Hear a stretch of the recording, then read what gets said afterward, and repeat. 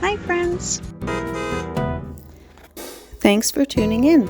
If you like this video, please give it a like, comment below, and take a moment to subscribe to our channel. Welcome to East Osoyoos, British Columbia, a peaceful community surrounded by rolling hills, vineyards, and the warm waters of Osoyoos Lake. This area is part of Canada's only true desert, known for its sunny skies and dry climate. The town's history goes back to the late 1800s, when settlers arrived to farm the fertile land and take advantage of the mild weather. The name Osoyoos comes from the local Syilx First Nation word Soyoos, meaning narrowing of the waters, referring to the thin strip of land that separates the north and south parts of the lake. Today, East Osoyoos is known for its orchards, wineries, and breathtaking lake views.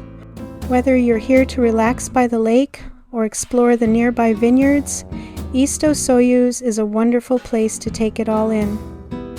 Thank you for joining us on this tour of East Osoyoos, British Columbia.